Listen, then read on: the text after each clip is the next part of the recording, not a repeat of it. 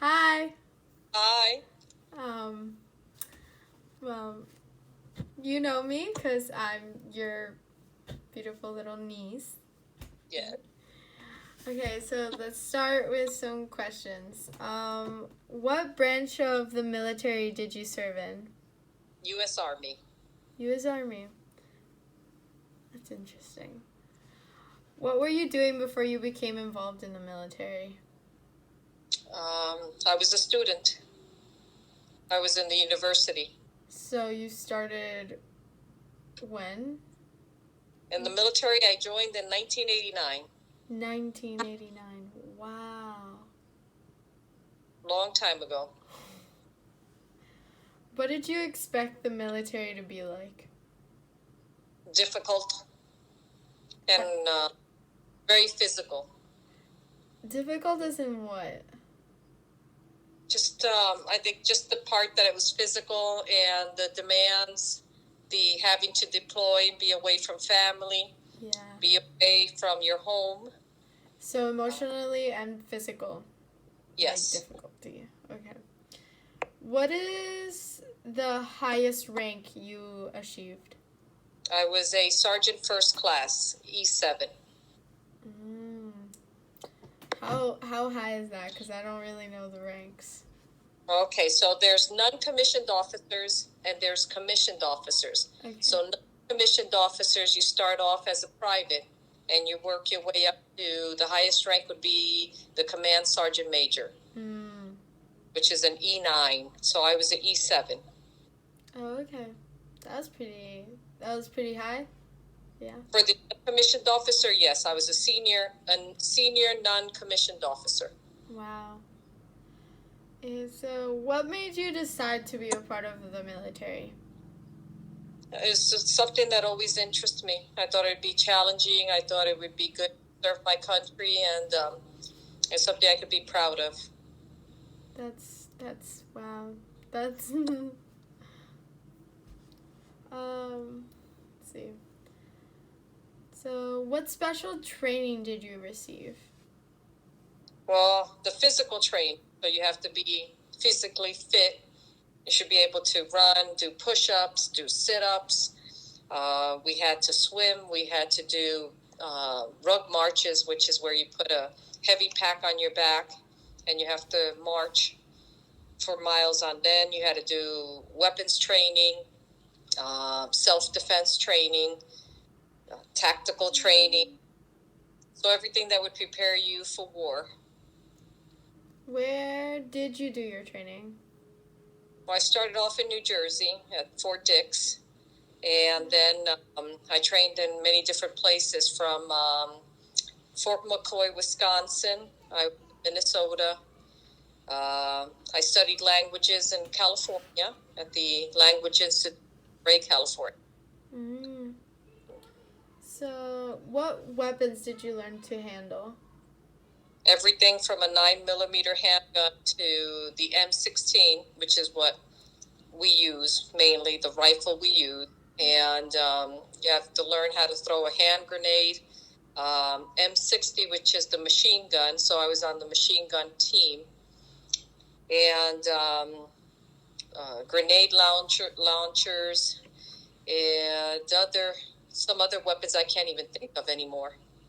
I can't remember what they were called, but there would be the ones that you could take down a tank with them. Oh. So that was a lot of fun. That was actually a lot of fun to learn how to do, because it's something the civilian side you would never have a chance to do. Yeah. Let's see. Where were you stationed? Well, I was in the Army Reserves, so I wasn't really stationed in one particular place, but I did get to deploy. So I went to Bosnia and Guantanamo Bay, Cuba. I was in Guatemala, and then did some other training in different places, like even in Martinique. I went for French training, so I was a French linguist for the military. I was also an instructor for the military, so I taught Spanish to the troops. I was also I was in military intelligence, so I learned how to I was an interrogator for the military. So, so you were like went to foreign countries, Uh-huh. and so what did you know about the culture before you went to those places? Well, before we deployed, we always did what we did. We did training about the area we were going to go. So you had to do country studies, is what they called it. Mm. So you learned about the language, you learned about the politics, the people, whatever situation you were going to, did training specifically for that mission. Mm. Um. Oh, did you write letters? Oh yes, because this was before cell phones and before internet. Yeah. At the beginning, right? Towards the end, we had internet and we had cell phones, but at the beginning, we didn't. So everything, you had to write a letter.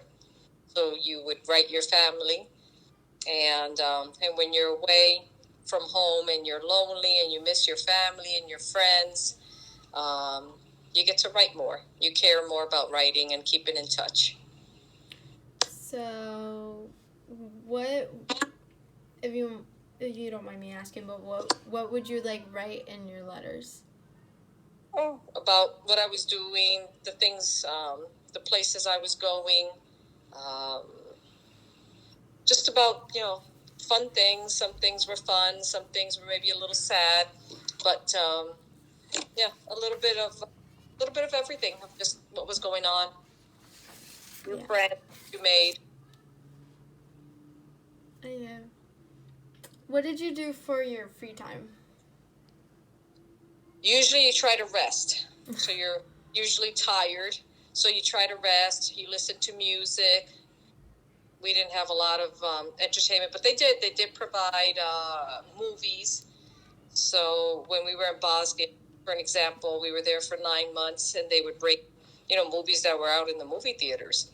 So we would set up a big tent and play a movie. You hung out with some friends. Sometimes we had music. We had a little club, so we go and go dancing, listen to music, hang out with your friend, play like pool, play volleyball. Uh, just whatever you could do for a little fun and a little recreation. R&R, we called it. Uh, that's cool. Um, what did they give you as food? Food, well, if we were in a place where we had set up kitchens and everything, we ate the regular American food. From you can even get a hamburger, you can get mashed potatoes, vegetables, salads. But if we were out on the field, then it was the MREs, which are the meals ready to eat, and they come in a package, in a plastic package, and they had everything kind of dehydrated or prepackaged foods like spaghetti and meatballs, just all kinds of things that you can squeeze out of a little pouch. They weren't that great at the beginning. It used to be pretty bad, and it started to get a little better. But they had fruit, they had crackers, they had peanut butter jelly, they had dehydrated coffee and sugar and creamer, and sometimes dehydrated fruit that you can add water to. They had a little chemical pouch that you added water and it would heat up, so you can heat up your food a little bit. And then if it was really, really cold, we used a heater to warm up our feet or warm our hands up. Because sometimes we were out in the field and it was snowing and we had no heaters, so you had to find a way to stay warm. That sucks. That wasn't. So, um, what did you crave that you couldn't get? Oh my God, a hot bath. Your bed and a hot bath. If you in Bosnia, we slept on a cot, an army cot, and those are pretty small and uncomfortable. So you try to, you buy some foam, so you put a little foam on in your sleeping bag and make it a little more cushy. But you just craved having your own bathroom and your privacy and just the comforts of home. Yeah, it wasn't very comfortable. Yeah.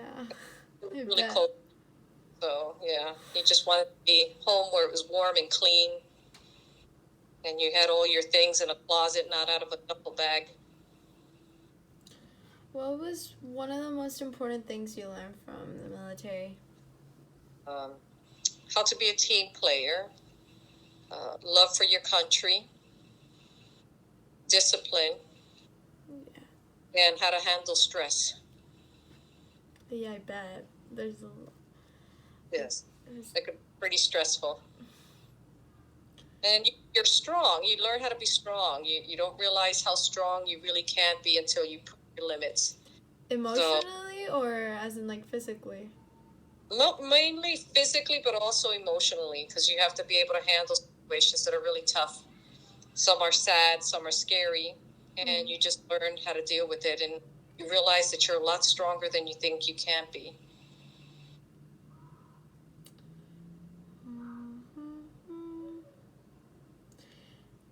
Did you make any lasting friendships?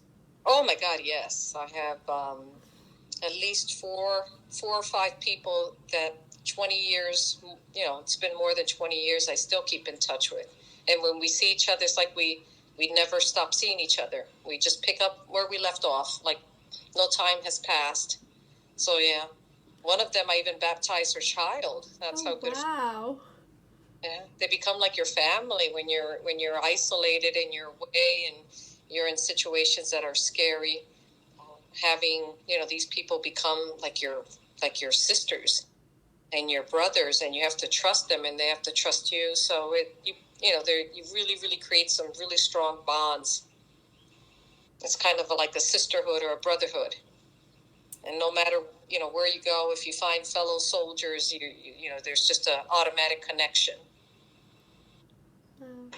It's like a one big, huge family.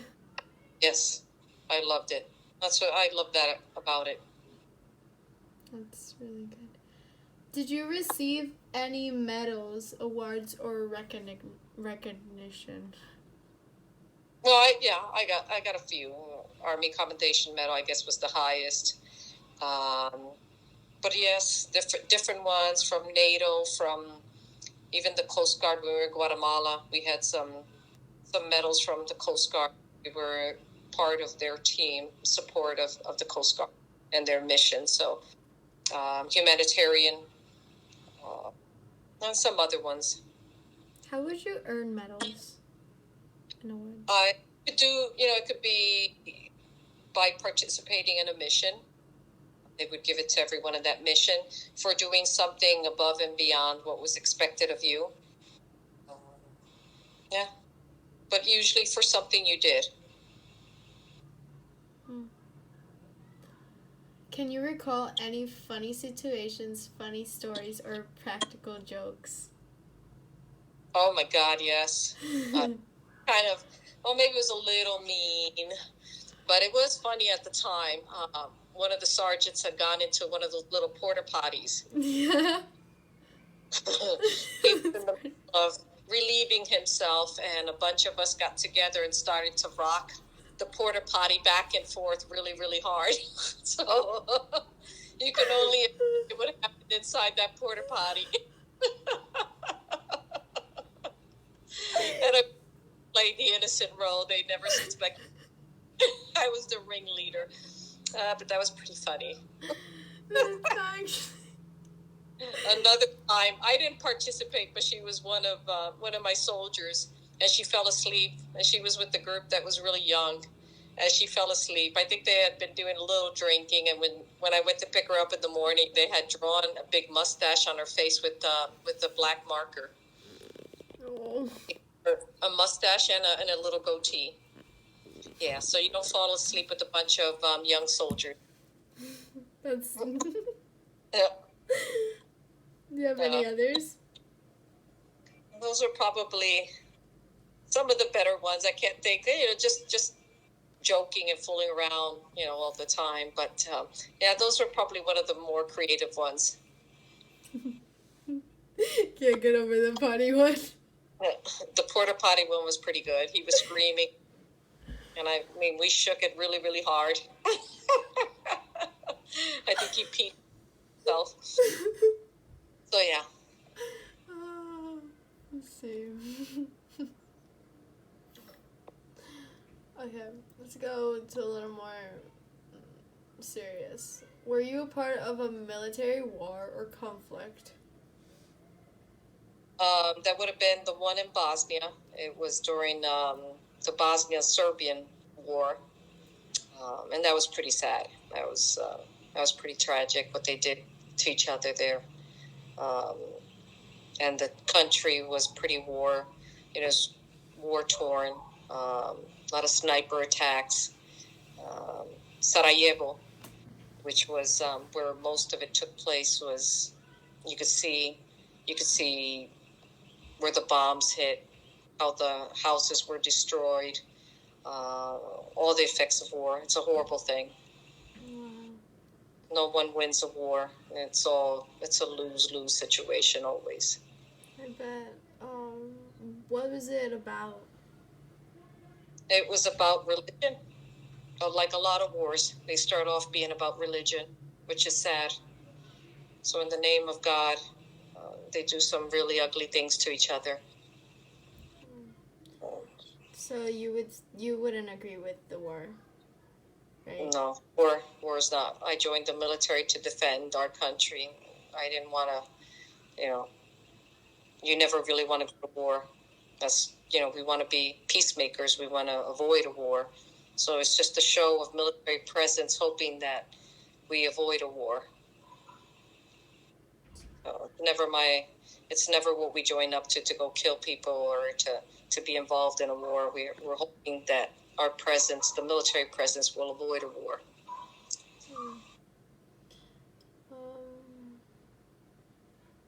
What was your job or specialty in the military?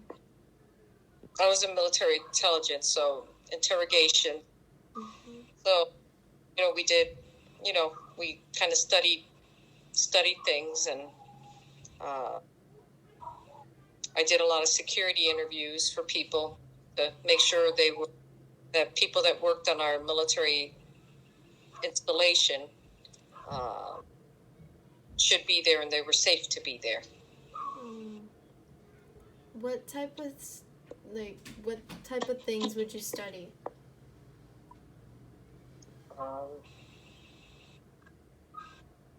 Well, if let's say we confiscated material, we would go through the material to see if there was any threat to us. Okay.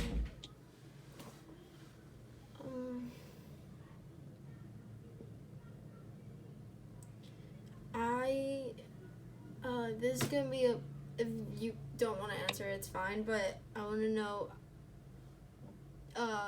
could you recall one of your most frightening experiences?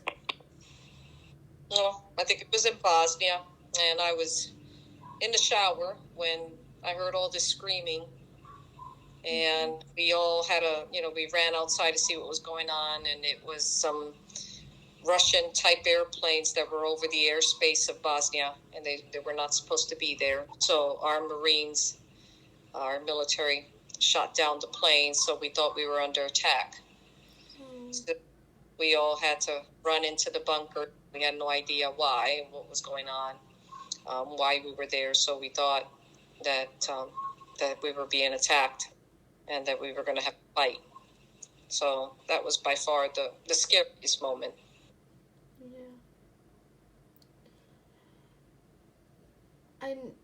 Did you ever come face to face with the enemy? And, the enemy is like just the person you were in conflict with? No, because I was fortunate enough not to have to go to, the more recent wars, which was Iraq and Iran and Afghanistan.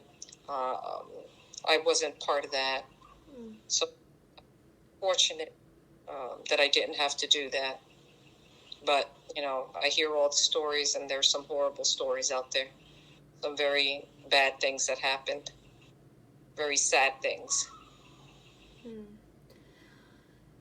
Let's bring it back and make it a little more happy. And I want to know, when you came back home, to family, how was it? It was a little strange, and it always happened. You don't understand it until you've gone through it. But you feel out of place.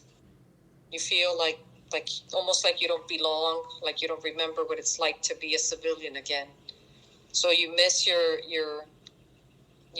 group of people that you've become to depend on and become like your best friends, and you leave them behind and you leave your mission behind, and it can be hard to reintegrate.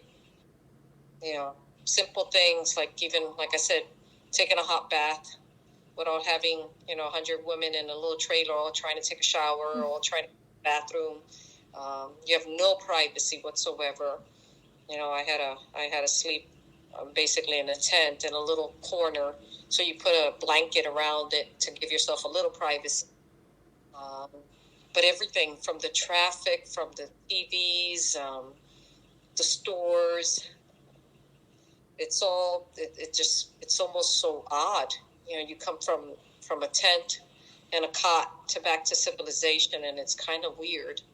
You have a car, you get to drive, and it's all simple things, but those simple things you miss a lot, and then they're kind of strange when you get back to them. Like you've entered a different planet sometimes. So that can be hard to reintegrate.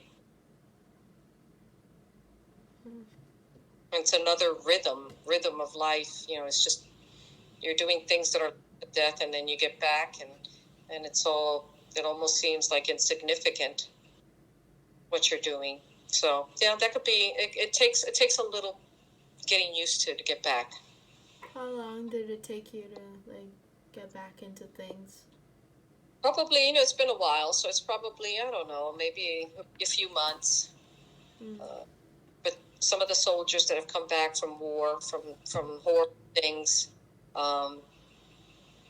they sometimes never get used to it again. They just can't stop missing it. You're in a constant state of stress, and when you get back, you just can't seem to unwind to let yourself, live a normal life again. So it could be very traumatic for a lot of people. And we have classes that help us reintegrate.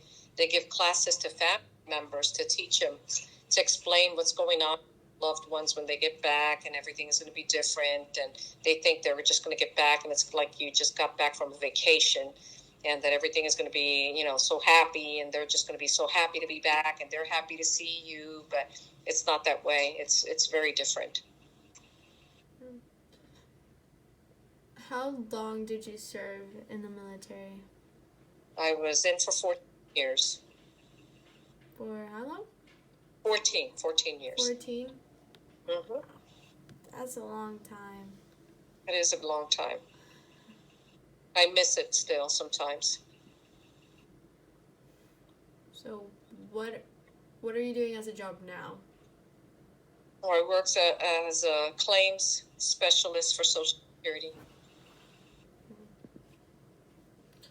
Well, is there anything I haven't asked you that you'd like to share? The military was a lot of fun. I learned a lot of things. I did things I never thought I would do. I traveled to different places. I met different people. I got to see what war, the effects of war, how horrible it can be, how we should always avoid going to war, how we should probably learn from history so we never repeat these things that caused the war. So hopefully we've learned from those horrible tragedies what not to do. And it teaches you pride. It teaches you, love of country.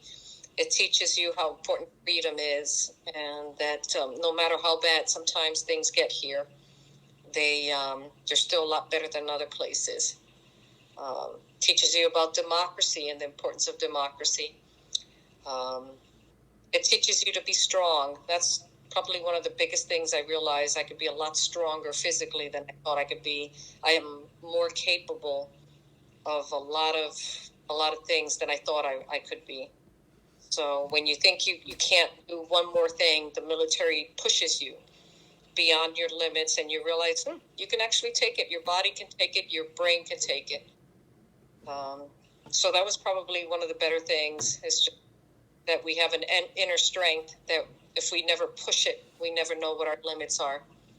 And we are pretty awesome when it comes to that. We can really be a lot stronger than we ever thought we could. What was the hardest thing that you physically went through? It's probably basic training. It seemed like such a scary thing, and it seemed kind of like mean what they did to you. And now you realize it was all part of the training, how to train to be strong, how to train to be prepared for stressful situations so you can handle them. What would they do that was so scary? Oh, they would scream at you nonstop. So it was all yelling. They threaten you. They made you believe that they can harm you, which, of course, they can't kill you. But they made you believe they could.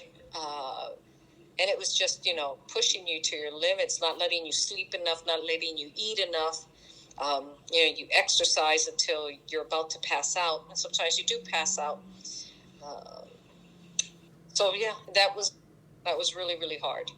Physically and emotionally, and now you think about they would punish you and make you ridiculous things which at the time you thought they were so embarrassing, and now I think back on them and they're actually kind of funny.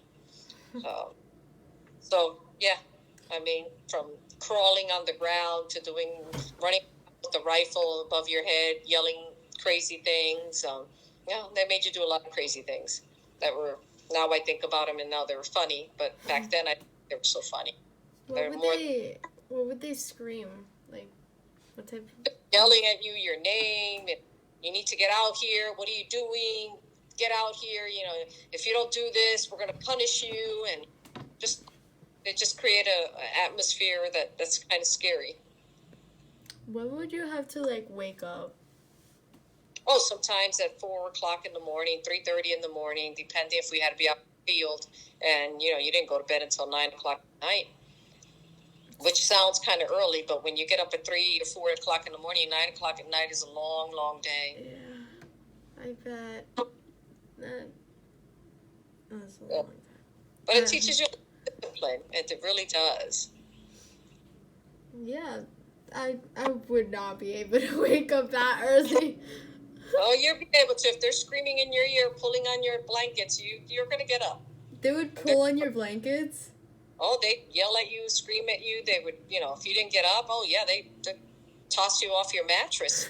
They're a little gentler now. Back then, they could do more things, but now they have to be a little gentler. But yeah.